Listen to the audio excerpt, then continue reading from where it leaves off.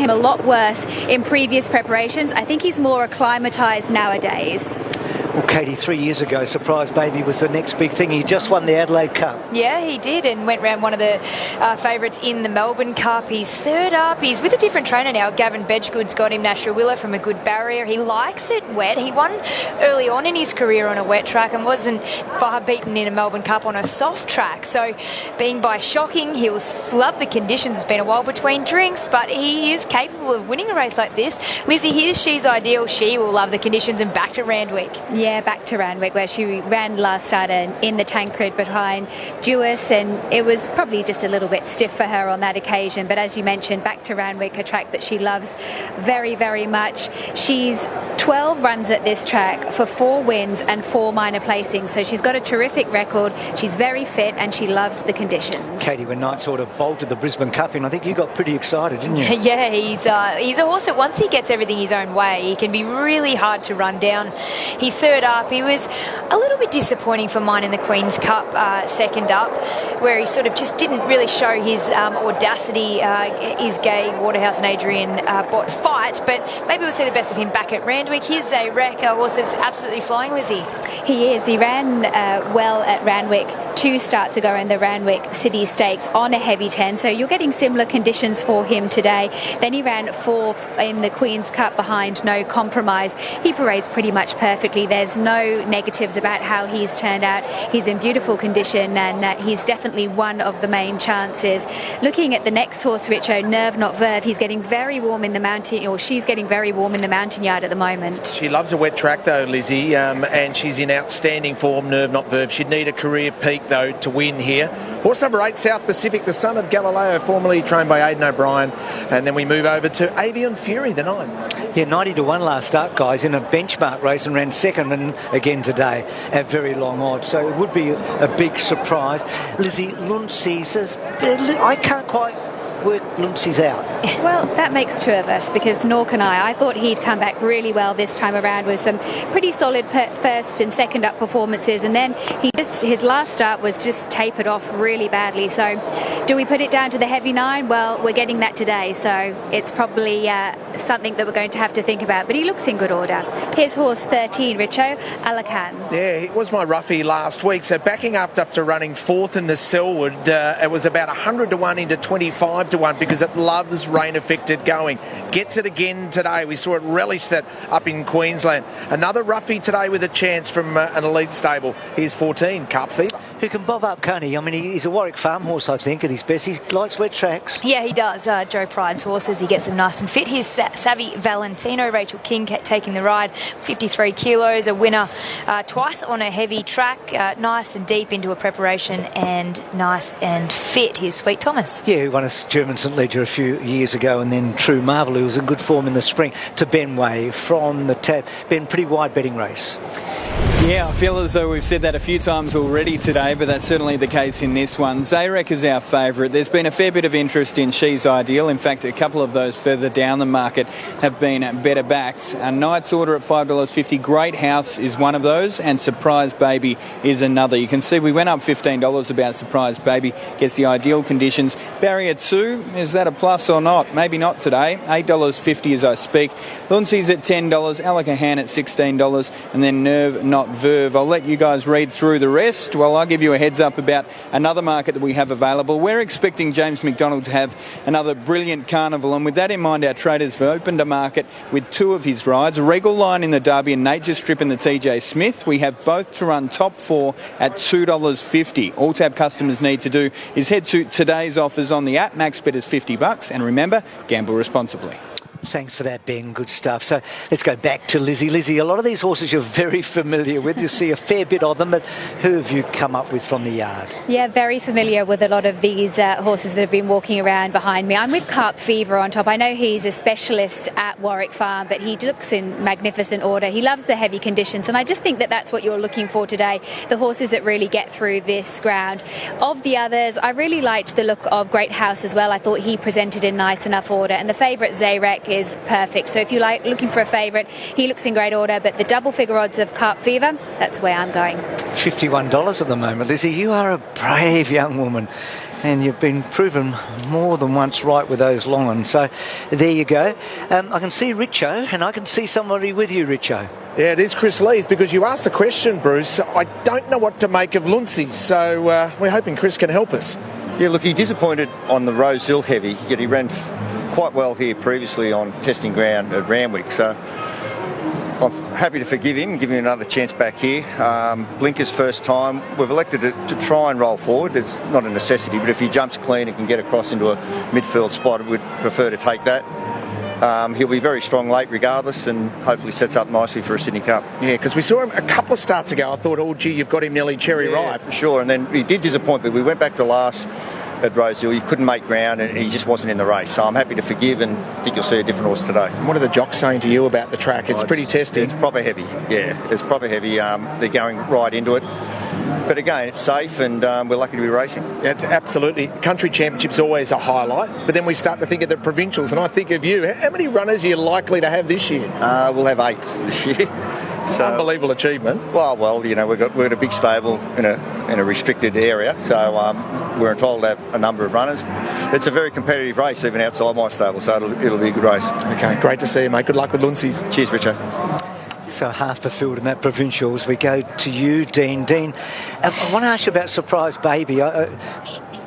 Look, 3 years ago, that Adelaide Cup, I was lucky enough to be there, and of course you've seen him in those big races leading into those Melbourne Cups. Has he got another little burst in him, do you think, or not? Oh, I'm hoping so today, Bruce. I'm hoping he turns back the clock in a couple of minutes' time, because since he ran in that Adelaide Cup, he's only run in about 3 handicaps. He won the Bart Cummings, he's run in 2 Melbourne Cups, and the rest of the time he spent running at weight for age or set weight from penalties. He's finally back in a handicap. He's on soft ground, Nasrullah, very suitable class. I thought he ran well in the Australian Cup. I think he's got a great winning chance. Well, I'm pleased you say that, and I didn't realise that you were keen on him when I asked you that question. So, Dean, I just want to ask you quickly about the track. You've seen the first 3 races. There's a pattern, obviously. The riders are avoiding the fence at all costs. But it's looking as if it's pretty fair so far. Is that the way you see it? Yeah, I think so. You just got to get out into that ground and just keep the momentum up. We saw, I think, a very good horse come from last, winning race 2, but overall, I think, it's pretty fair, as long as you're at minimum probably 5-6 away from the rail. Has it changed your opinion about anything today, Dean, or are you about where you were at the start of the day with Royal Randwick? Yeah, it's about where I was thinking, Bruce. I'm hoping that my tips later in the day have drawn wide, so I was thinking the wider the better as the day went on. Good stuff. Let's go back to you, Ben. Chairman's quality for Schweppes Star Championships, race number 4. Who's the hot horse? The hot horse is Great House. There is very little separating Great House and the favourite Zayrek. About 23% of the hold, and currently $6. Richo's on cloud 9 at the moment, along with Caitlin. That last Quinella was in the $300 from Bendigo, Richo. Oh. And one thing we've noticed with you, Richo, you stay loyal to your roughies, don't you? I try my hardest. Allahan's my roughie in this race, just because wet track's the big key to him, and he improved dramatically last start. Having said that, you'd think that Zayrek for the Hawks team is just ready to peak, and so is Great House. They're all getting ready for the Sydney Cup. And Bruce, then we start to think about the Sydney Cup, and we think, if this is the group of horses to beat, what does Edward Cummings do with Jewess? Do you go to the Sydney Cup, or do you have a crack at the big boys and see if you can tackle the big boys and girls in the Queen Elizabeth? It's a big question. Lizzie, you've got your ear to the ground in New South Wales racing better than most. What do you think Jewess might do? Look, I think at the moment they're probably leaning towards a Sydney Cup from all reports, but I suppose they will only make that decision when they have to, and she's just in terrific order. They could go either way with her. I suppose if you're looking for a Melbourne Cup, you're not looking to get a penalty at weight for age, so a Sydney Cup would be what Bart would do, but it's not up to Bart, it's up to Edward, and he's made some pretty good decisions so far. Izzy, from the point of view of galloping this mare next week on Tuesday, you've sort of got your mind made up on Monday, don't you, whether you go to the Sydney Cup or the Queen Elizabeth? Absolutely, yeah. By Monday, as you mentioned, you'll be putting the work in and deciding whether you're keep the freshness in her legs to the 2,000 metres, or whether you step her up in work to get that distance in the Sydney Cup. So it's all about making those decisions, and I'm sure that they probably made that decision. They just haven't let us all know yet. Lizzie, just on your pick from the yard, and there are 30, which is Cup Fever. Tyler Schiller's only ride for the day. Now, he's having a remarkable run.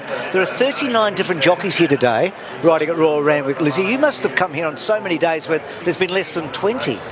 Absolutely. This is why I love the championships, or love any Group 1 day, when there's such a variety of people. You get the top jocks coming from Melbourne, Queensland, and of course a few of the apprentices get opportunities on horses that they've been indentured to. So it's such a wonderful thing to see as well when you've got lots of big fields. There's a really good vibe out here today, Bruce, and very much looking forward to getting into the Group 1s in a few races' time. I've just noticed, guys, that if you're on the rails, you've got to have a can in your hand. I mean, it could be a Schweppes or whatever, but everybody having a great time, aren't they? Richo, you're out the front. We're not at the front. We're in the mounting yard. I mean, the atmosphere, what's it like? Yeah, it's really building. The atmosphere is absolutely fantastic. I don't know if you can see me, but all the trainers and owners are coming out into this area here, which is fantastic, because we were really concerned about whether or not the weather would allow this to happen. So that is fantastic that we've got owners and trainers back at the races, and so many patrons coming out to the front. Atmosphere building. We saw that in the Carbine Club with the roar of the crowd when the favourite Straight Aaron came storming down the outside. You just feel championship racing is back, and back in a big way. We did see you, Rich. I was pleased you took the can out of your hand so we couldn't spot it. Let's go to Darren Flindell for the chairman's quality.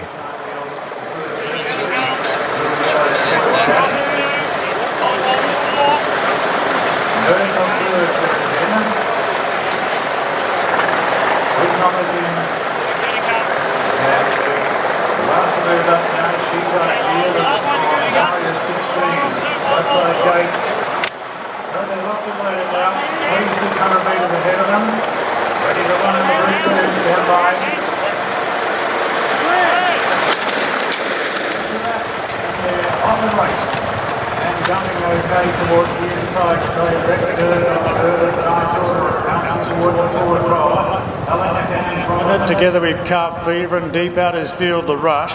Dropping in behind that Olympic Gaze from Luncy. She's Ideal's pretty deep.